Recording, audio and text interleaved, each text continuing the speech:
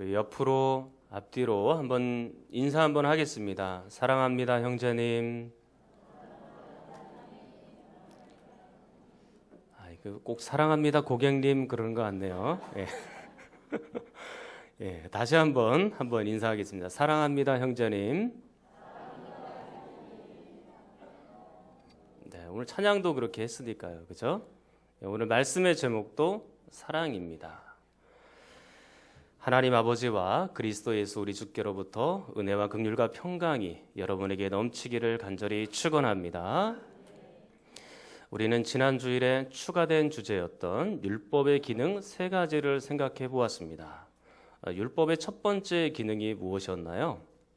죄를 알게 하는 것이죠. 죄의 지식을 증가시킵니다. 오늘 본문의 9절, 10절에 보니까 죄의 목록이 쭉 기록이 되어 있죠. 이것은 이미 율법에 쓰여 있는 내용입니다. 그래서 이런 죄의 목록을 보면서 율법을 읽으면서 이런 죄를 지어서는 안 되겠구나, 그런 생각들을 갖게 하는 거죠. 그러니까 율법이 우리에게 죄의 지식을 증가시키는 겁니다. 그리고 두 번째 기능은 무엇이냐? 율법은 바로 죄를 깨닫게 하는 것입니다. 이제 이것을 지식으로만 아는 정도가 아니죠. 그리고 우리의 머리로만 아는 정도가 아닙니다. 이 하나님의 말씀, 이 율법을 어기면 안 되겠구나 결심도 하게 되고 후회도 하게 되고 회개도 하는 그런 깨달음이 우리 가운데 있어야 되는 것이죠. 그리고 세 번째 율법의 기능은 무엇인가? 그것은 갈라디아서 3장 24절 말씀을 통해서 본 것처럼 이 율법은 마침내 우리를 어디로 안내해 줍니까? 그리스도에게로 안내를 해줍니다. 마치 몽학선생처럼 초등교사처럼 우리를 그리스도에게로 안내를 해줍니다. 율법이 우리들에게 요구하는 건 뭔가요? 율법에 100% 순종해라. 그게 율법이 요구하는 거예요. 근데 우리는 그 요구에 다 응답할 수 있나요? 다 지키면서 살지를 못합니다. 우리는 절망 가운데 들어갈 수밖에 없는 거죠.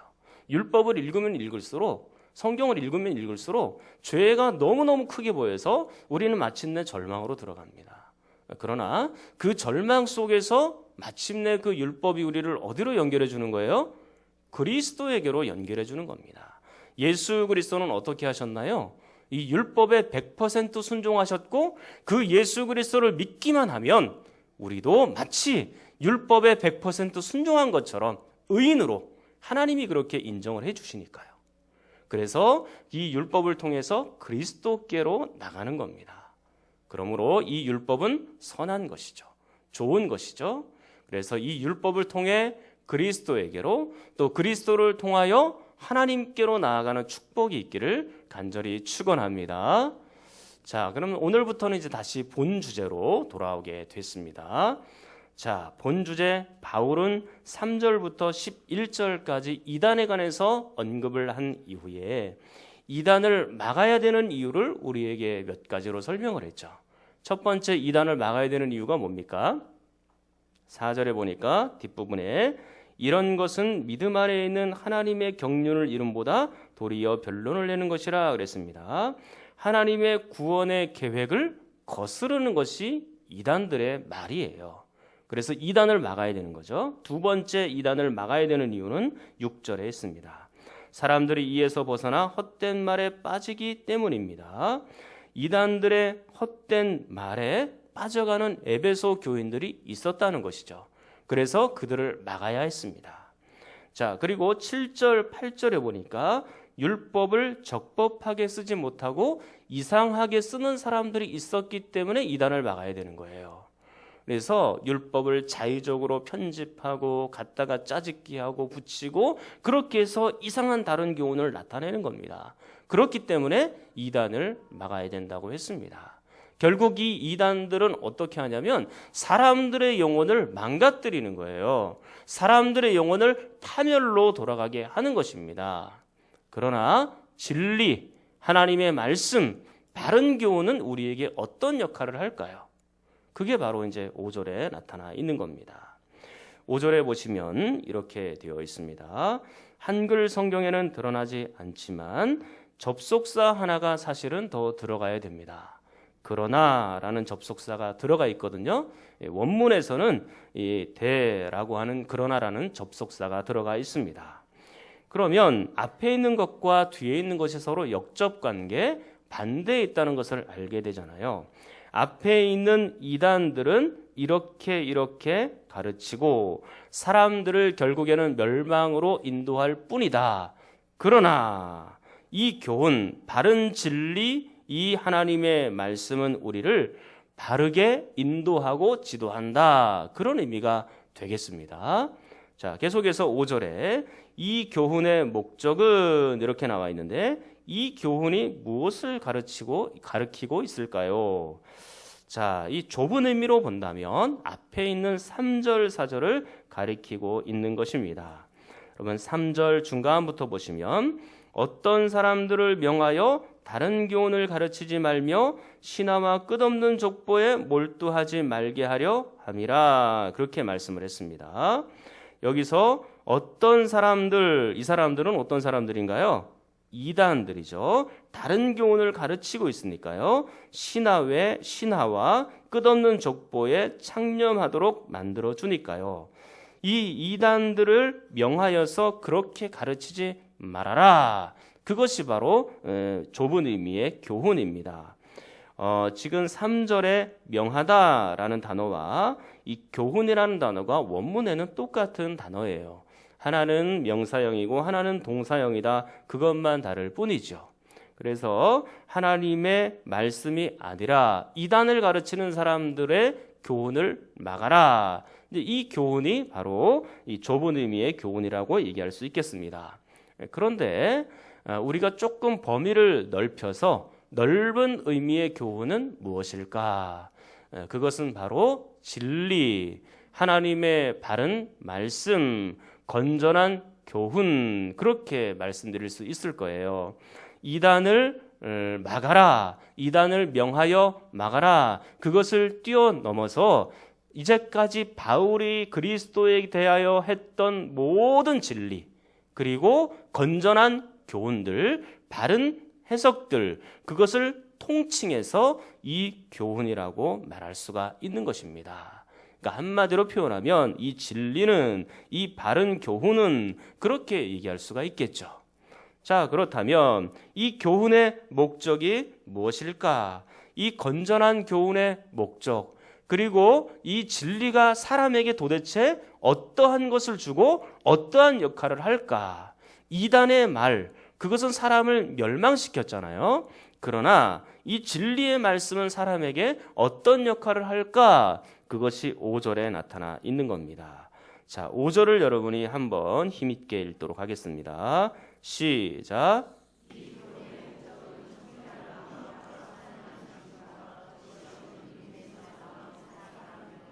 자, 5절에 나타난 이 진리의 목적, 진리의 역할은 하나입니다. 끝부분에 나와 있는 사랑이라는 말이 있죠. 바로 이것인 것입니다. 한글 성경에는 순서상 맨 끝에 들어가 있지만 실은 원문에는 이 사랑이라는 말이 거의 앞쪽에 등장을 해요. 그래서 가운데 있는 것은요, 괄호로 묶어 놓아도 괜찮거든요. 그래서 이렇게 연결이 됩니다.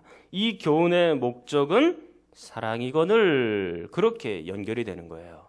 지금 진리의 목적, 그리고 진리가 우리에게 가르쳐 주는 것은 사랑이다. 그리고 이 진리는 사랑을 가르쳐 줄 뿐만 아니라 사람들을 튼튼하게 세운다. 그렇게 지금 말해주고 있는 것이죠. 디모데전서 성경 단시의 이단들은요, 이 사랑이 없었어요. 하나님을 사랑하는 마음도 없었고 사람들과 영혼들을 사랑하는 마음도 없었습니다. 단지 그들에게 있었던 것은 무엇이냐면 오늘 7절 말씀에 등장하는 것처럼 율법의 선생님, 이 정도로 존경받기를 원했었고, 나중에 디모데전서 6장에 가보시면 알겠지만 거기에는 돈을 탐하는 자들로 그렇게 비춰주고 있습니다. 이단들의 모습인 거예요. 경건을 이익의 재료로 삼고 있는 자들이죠. 오늘날에도 이단의 모습은 이런 양태와 매우 비슷하다고 볼 수 있는 겁니다. 지난 주일에 제가 어떤 청년의 예를 여러분들에게 한번 드렸을 거예요. 그 청년이 이단에 있기 때문에 이단으로 빨리 우리에게로 돌아오라고 권면을 했습니다. 근데 그 청년이 뭐라 그랬습니까? 기존 교회에서 사랑을 주지 않기 때문에 저는 지금 여기에 머물러 있는 것이 좋습니다. 그렇게 얘기를 했어요. 기존 교회에선 사랑을 안 주지만 여기선 사랑을 준다는 거예요. 자, 그런데 이게 진짜 사랑일까요? 서울에 가면 이게 목동이라는 데가 있습니다. 저는 지인한테 이렇게 들은 얘기인데 그분이 이렇게 얘기를 했습니다. 그 목동 주변에 굉장히 종교들이 다양하게 분포되어 있대요. 그래서 그곳에서 사람들이 한날은 모두가 나와서 전도하기 시작하는데 각각 자기의 도를 얘기를 하는 겁니다. 그래서 신천지도 나오고 통일교도 나오고 기존에 있는 교회 사람들도 나와서 전도를 하기 시작했대요. 누가 제일 친절할까요? 누가 제일 친절할까요? 우리가 생각할 때는 기존에 있는 교회가 제일 친절해야 된다고 생각을 하잖아요. 그렇죠? 대답을 하세요. 우리가 생각할 때는 그렇게 생각할 수 있잖아요. 그런데 신천지가 제일 친절하더래요. 그리고 그 다음에 누굴까요? 그러면 통일교래요. 그리고 맨 마지막에 누굽니까? 기존 교회인 거예요. 몰라요. 그때만 그랬는지 모르겠는데 기존 교회는 그냥 당당하게 전했는지 모르겠지만 약간 그렇게 불친절하게 퉁명스럽게 했나 봐요. 그런데 사랑하는 여러분, 이렇게 그분들이 친절하게 보인다고 해서 그게 진짜 사랑일까요? 겉으로는 친절하고 관심 가져주고 문자 보내주고 좋지요. 겉으로는 그래요. 그러나 그들의 결과를 보십시오. 그들은 어떻게 합니까? 구원의 경륜을 거스르고 헛된 말로 사람들을 미혹하게 만들어서 그 영혼들을 결국에는 어떻게 해요? 지옥으로 빠지게 만들고 그 영혼들을 파멸시키는 거예요. 그러니까 그것이 진짜 사랑이라고 말할 수 있나요? 말할 수가 없는 것이죠. 사랑은요, 사람을 세워야 진짜 사랑인 거예요. 그 영혼을 튼튼하게 세우고 그 영혼을 잘 인도해 주는 게 진짜 사랑이라고 말할 수가 있는 겁니다. 이단들은 그렇기 때문에 그것을 사랑이라고 말하기가 매우 어려워요. 이런 의미에서 건전하고 바른 교훈, 이 진리는요, 우리에게 사랑이 무엇인지를 가르쳐 주는 거예요. 이 진리 안에는요, 하나님의 사랑이 담겨 있어요. 하나님께서 우리를 어떻게 사랑하셨는지 이 진리가 우리에게 증언하고 있습니다. 하나님은 나와 같은 죄인을 위하여 예수 그리스도를 이 땅에 보내주셨고 십자가에서 목숨까지 다 내어주신 분이다. 그 진리의 말씀 가운데 기록이 되어 있어요. 그 하나님의 사랑이 예수 그리스도를 통하여 증명이 되었다라고 성경이 우리에게 가르쳐주고 있는 겁니다. 이 진리만이 우리에게 온전한 사랑을 말씀해주고 있는 것이죠. 바울은 이제까지 에베소 교인들에게 이런 교훈, 이런 사랑의 교훈, 그리스도에 대한 사랑을 다 증거하고 전했던 거예요. 그런데도 불구하고 이단들이 위선된 사랑, 가짜 사랑을 사람들에게 막 선포하면서 그렇게 얘기를 하고 있는 것이죠. 이단들은 진정한 사랑을 모르는 사람들이에요. 영혼들을 망치는 사람들이 어떻게 진짜 사랑이라고 얘기할 수가 있겠습니까? 그렇기 때문에 여러분들은 이단들에게 가서 사랑을 구걸하지 마십시오. 그들에게 가서 진리를 구걸하지도 마십시오. 그들은 진리도 보여줄 수도 없고 사랑을 보여줄 수도 없는 거예요. 진정한 사랑을 할 수 있는 사람들은 바로 디모데전서 1장 5절에 나타나 있습니다. 여러분이 한번 1장 5절을 다시 한번 읽어보도록 하겠습니다. 1장 5절입니다. 시작.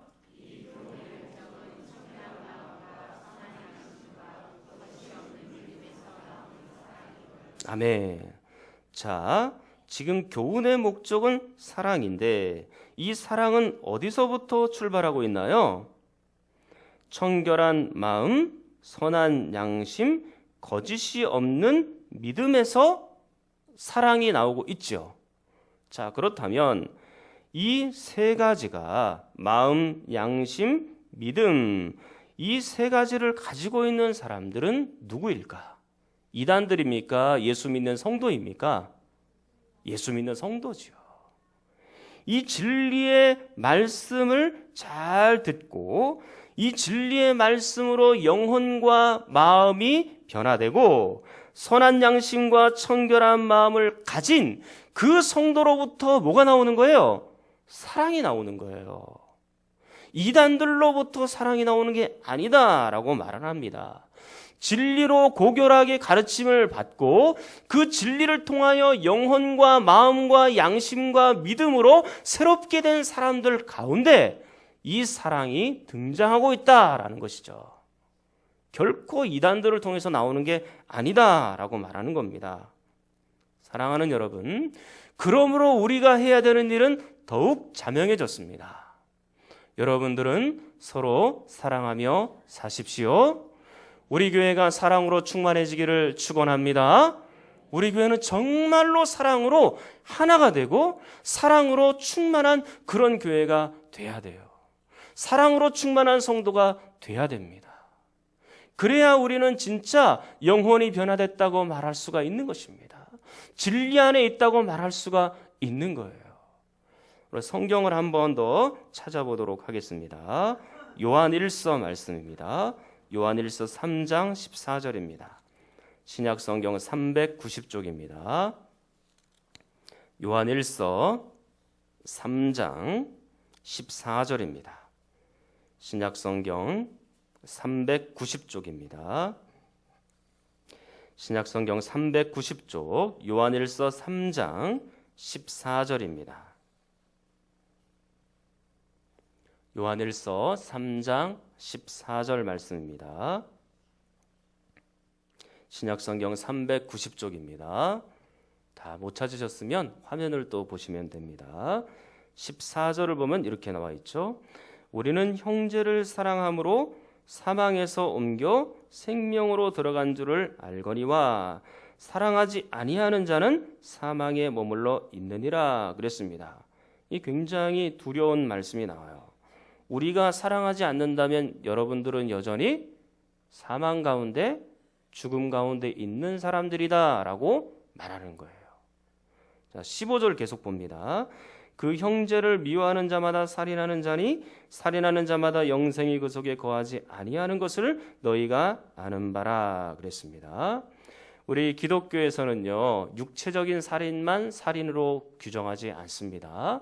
마음으로부터 형제를 미워하면 그것도 살인이라고 하나님의 말씀이 가르쳐주고 있는 겁니다. 그래서 지금 보니까 사랑하지 못하면 나도 사망 가운데 거하는 거지만 형제까지도 사망에 이르게 하는 그런 결과를 낳을 수도 있는 거예요. 자, 그러면 예수 그리스도는 우리를 위해서 얼마만큼 사랑하셨을까? 그게 16절에 나타나 있습니다. 그가 우리를 위하여 목숨을 버리셨으니 그랬습니다. 예수 그리스도께서 목숨을 버릴 만큼 세상과 나를 사랑하셨다 말씀을 합니다. 그렇기 때문에 우리가 이로써 사랑을 알고 우리도 형제들을 위하여 목숨을 버리는 것이 마땅하니라. 예수 그리스도의 사랑을 받은 내가 이제 그 사랑을 알고 우리도 사랑해야 된다라고 말하고 있어요. 얼마만큼 사랑해야 됩니까? 형제를 위하여 목숨을 줄 만큼 그렇게 사랑해야 된다고 말하는 거예요. 여러분 잘 생각해 보십시오. 형제를 위하여 목숨을 버릴 만큼 사랑하는데 작은 일 가지고 다투고 싸우고 죽일 만큼 대들고 그렇게 할 수 있나요? 불가능한 거예요. 내 자존심이 조금 무너지고 나의 이익이 있고 내 마음의 평안을 얻기 위해서 형제들을 미워하고 그렇게 살아갈 수 있나요? 불가능한 것입니다. 그렇게 사랑을 포기해서는 안 되는 거예요. 그런 것들 때문에 내 기분이 조금 나쁘다고 형제에 대한 사랑을 포기해서는 안 되는 거예요. 그건 하나님의 사랑을 모르는 행동입니다. 하나님의 진짜 사랑을 모르기 때문에 아직도 그렇게 살고 있는 거예요. 가슴이 아픈 거죠. 자, 계속해서 17절 사랑의 예를 우리에게 들어주고 있습니다. 누가 이 세상의 재물을 가지고 형제의 궁핍함을 보고도 도와줄 마음을 닫으면 하나님의 사랑이 어찌 그 속에 거하겠느냐 그랬습니다. 이건 하나의 예입니다. 형제 중에 궁핍하고 힘들고 굶는 사람이 있어요. 그러면 누군가가 가서 그를 도와줘야 되죠. 말로만 그렇게 하는 게 아니에요. 진짜로 가서 도와줘야 되는 겁니다. 그게 사랑이라고 얘기하는 거예요. 그래서 18절에 18절은 여러분이 한번 읽겠습니다. 시작.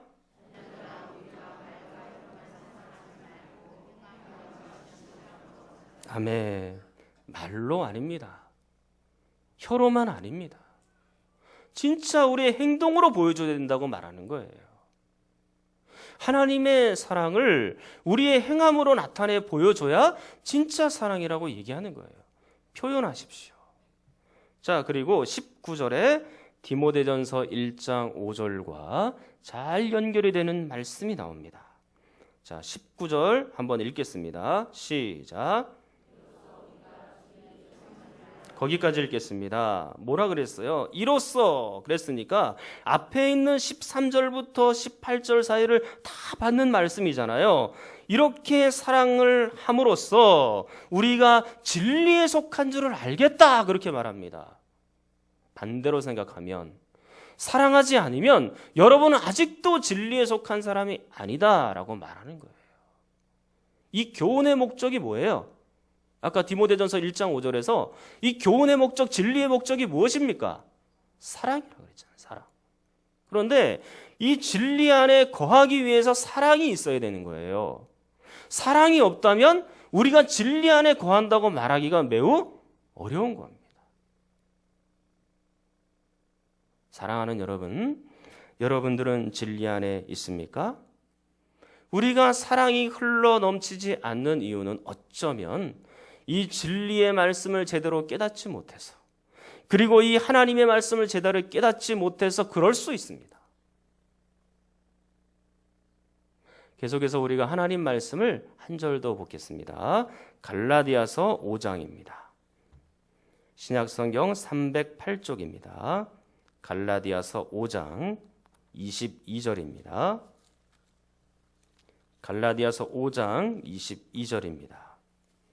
신약성경 308쪽입니다.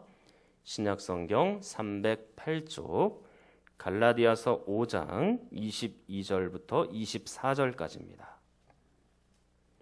성도에게는, 교회에는 사랑이 반드시 나타나야 되거든요.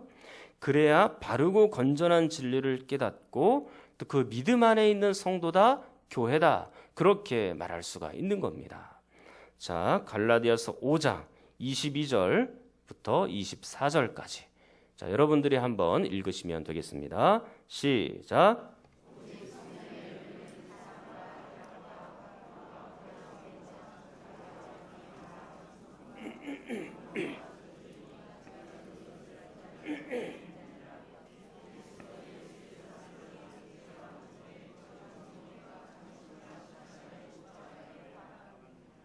아멘. 자, 여러분들이 성경을 읽을 때는요, 같이 읽을 때 옆에 있는 사람의 목소리를 들으면서 하십시오. 내가 좀 빨리 읽을 수 있다고 앞으로 쭉 나가지 말고 옆에 있는 사람의 얘기를 들으면서 함께 읽어야 되는 겁니다. 그래야 우리가 함께 공동체로 또 갈 수가 있는 거죠. 그것도 하나의 공동체 훈련을 배우는 겁니다. 자, 어쨌든 22절 한번 보십시오. 오직 성령의 열매는 첫 번째 열매가 뭡니까? 사랑이죠. 사랑이죠. 그런데 다른 열매는 여러분들이 쭉 보시면 되겠고 24절을 보십시오. 그리스도 예수의 사람들은 육체와 함께 그 정욕과 탐심을 십자가에 못 박았다 그렇게 말합니다. 그리스도 예수의 사람들은 그랬습니다. 그리스도 예수의 사람들은 뭘 가져야 되는 사람들이에요? 사랑을 가져야 되는 사람들이라고 얘기하는 거예요. 진리에 속한 그리스도인들, 그리고 건전한 교훈, 바른 교훈을 가지고 있는 사람들은 너희들은 사랑에 속한 사람이 되어야 된다라고 우리에게 말하고 있는 거예요. 사랑하는 여러분, 이단들이 기존 교회는 사랑이 없습니다, 그렇게 말하도록 내버려 두지 마십시오. 나는 기존 교회에서 사랑을 제대로 잘 못 느껴서 나는 이단에 있는 교회로 가서, 이단에 있는 곳으로 가서 그곳에서 사랑을 받겠습니다, 그렇게 누군가가 말한다면 그것은 굉장히 교회가 부끄러운 거예요. 가짜 이단들은 진짜처럼 위장된 사랑이라도 하면서 그렇게 살아가는데, 진리에 속한 우리가, 진짜인 우리가 얼마나 사랑하면서 살고 있느냐, 그 얘기입니다. 우리가 진짜 진리에 속해 있다면 사랑은 자연스럽게 흘러가게 되어 있어요. 바른 교훈, 건전한 교훈을 받은 사람들이 여전히 사랑밖에 머물러 있다면 그것은 진짜 하나님의 사랑을 제대로 깨닫지 못한 것이고, 이 진리의 말씀을 제대로 깨닫지 못한 것이라고 말하는 거예요. 증명하는 거예요. 진짜와 가짜는 어떻게 증명합니까? 성도와 이단들은 어떻게 증명합니까? 사랑으로 증명이 되는 거예요. 사랑으로. 사랑이 있어야 진짜라고 말할 수 있는 겁니다. 진짜 성도라고 얘기할 수 있는 거예요. 이제 말씀을 정리토록 하겠습니다. 이단들은 진짜 사랑을 몰라요. 그들은 우리들에게 뭔가 신선하다 이런 지식을 제공해 줄 수 있을지도 모르겠습니다. 친절하기도 하고, 또 위로의 말을 해주기도 하고, 권면하고, 또 위선된 사랑을 우리에게 보여줄 수도 있을지도 모르겠습니다. 그러나 그것은 가짜예요. 진짜가 아닙니다. 그들이 하는 일은 결국 뭐예요? 영혼들을 파멸시키는 거예요. 사람들을 죽이는 일입니다.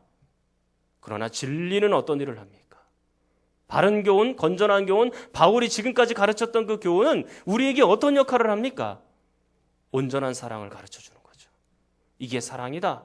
이게 하나님의 사랑이다. 그 하나님의 사랑을 가지고 너희도 사랑해라. 그렇게 우리에게 말씀하고 있는 거예요. 우리 교회는, 그리고 성도 여러분, 하나님의 사랑으로 충만해질 수 있기를 축원합니다. 그리고 그 하나님의 사랑으로 우리의 이웃과 우리 사랑하는 형제들을 사랑하며 그렇게 살 수 있기를 간절히 축원합니다. 우리 통성으로 함께 기도하겠습니다. 하나님 아버지, 하나님의 온전한 사랑이 내 안에 있기를 원합니다. 충만하게 넘치기를 원합니다. 이 하나님의 사랑으로 성도들을 사랑하고 교회 안에 사랑이 넘치게 하여 주시옵소서. 교회 담장을 넘어서 불신자들까지 사랑하게 도와주시옵소서. 이단의 위선된 사랑이 이 땅에 발붙이지 못하게 하시고 오직 진실한 사랑이 서게 하여 주시옵소서. 말과 혀로만 아니라 행함과 진실함으로 사랑하게 하여 주시옵소서. 함께 기도하겠습니다.